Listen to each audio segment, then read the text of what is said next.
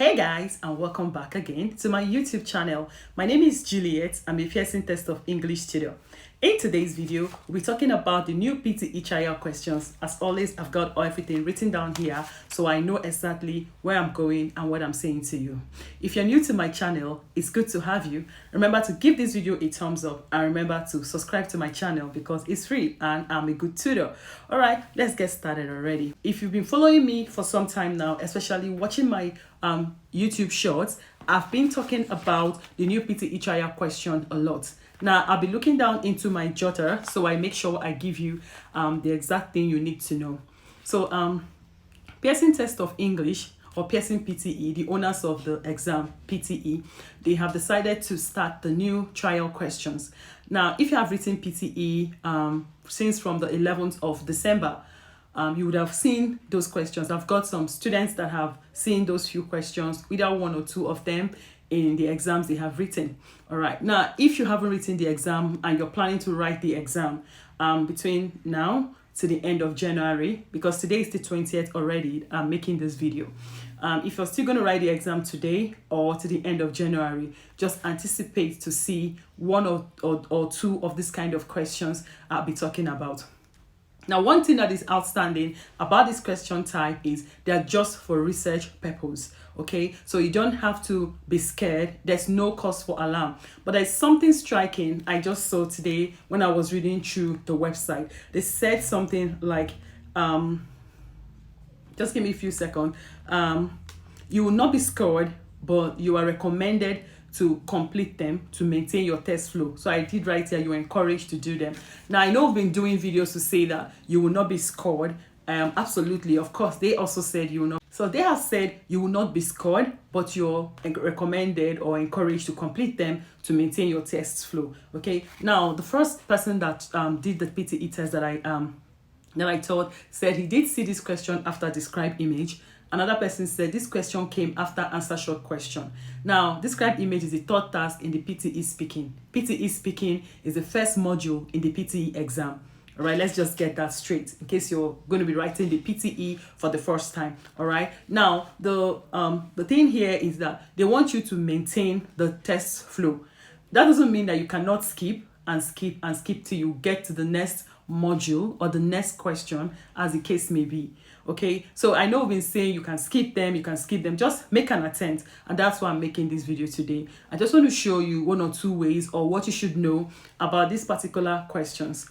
Now, I also want to point out something. These are tasks, they are not new modules or sessions. PTE has just 4 modules or 4 sessions, just like the IELTS, all right, and the TOEFL IBT. Now, the first module in the PTE is the PTE Speaking. Then it has 5 tasks or 5 questions. Then we have the PTE Writing, which has just like 2 sub questions. Then we have the PTE Reading that has 5 questions or 5 tasks. Then we have the PTE Listening. Now, rumors have it that the reason for this PTE new trial question will be for Canada PR. Okay, remember, I've done a video, I've answered some questions, even I've done some YouTube shorts that says that PTE would be an official English test required for Canada migration. We know that for now, PTE is used for UK migration, Australian migration, and probably New Zealand. They said on their website that for the PTE, so PTE has not been used already for Canadian PR. I know some universities in Canada require them or the IELTS for you to get admission as a test of English. All right, for those universities, but they have not been PTE academic has not been accepted generally for Canada PR, but they said it's going to be one of the official English language tests that will be required for your Canada PR or Canadian PR. All right, so don't get it twisted. Now, rumor has it, like I said, and the new PTE trial question is there for the trial or the research purpose, because that's what they want to add up to this English exam, so that PTE will be considered for Canada PR. But I don't know. Let's just wait and see. So I'll be writing the PTE very soon. before this year runs out. So because I want to have a go on this new trial question, so I can say better things about this question. Now all the information we have is just on the PTE website, www.pearsonpte.com. I'm going to be linking the link to the website at the end of this video or at the description, so you can click the link and get to the website and see for yourself. So I've talked about these things and they're very important.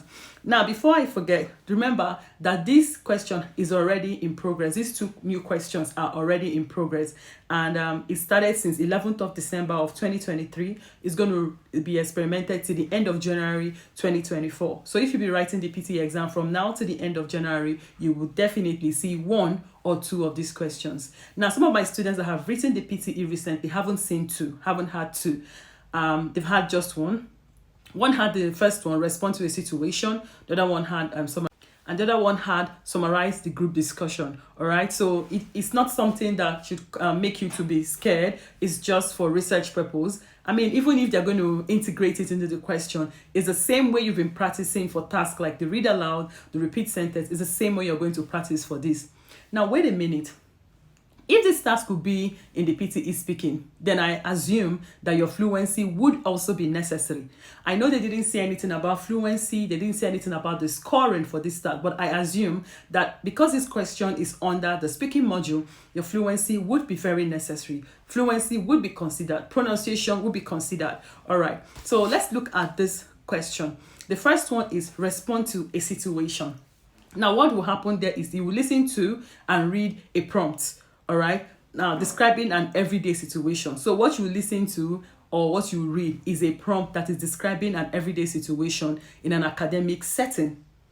Okay, now after that, you'll be given 10 seconds to prepare. You know, just like in the retail lecture, you'll be given 10 seconds to prepare. In the described image, all in the speaking module, you'll be given 25 seconds to prepare. For this first task called the response to a situation, you'll be given 10 seconds to prepare, and then you would hear a beep, as you always hear in the other PTE task. All you need to do is speak. All right, all you need to do is just speak. You'll be required to provide a spoken response describing what you would say in that situation, and you have 40 seconds to respond. Again, remember, it's a speaking task. We do not usually speak for 40 seconds in the PTE speaking. Again, we do not know how this task is going to be. So they're still researching it. It's still in the research process. Pearson, I believe, would come up with the final thing about this question. Okay, so you will listen to and read a prompt describing an everyday situation in an academic setting, and you have 10 seconds to prepare your response, and then you have 40 seconds to speak after the 10 seconds elapses. All right. So the next task here is task number 2. As I said, is a summarized group discussion. Recall that I've been saying in this video, I haven't seen any of my students that have done the 2 of this question. So the instruction says you have 1 or 2 questions in the speaking session. They were specific about where you find them, and they were also specific to say you either have 1 or you have 2. Remember, I've talked about the response to a situation. Now I want to talk about the summarized group discussion. This is the second kind of question you'll be seeing in the PTE speaking. So for this one, you will listen to 3 people having a discussion, and you'll be required to provide a spoken response summarizing the discussion. So the first one is you responding to a situation. The second task, what will be required of you to do is to summarize a discussion. The discussion among 3 people. All right, so these are things that you should know. Then again, after the discussion, they will give you 10 seconds to prepare what you would say, just like in the retail lecture. Then you'd hear a tone or a beep, and then you have 2 minutes to speak your answer to the microphone.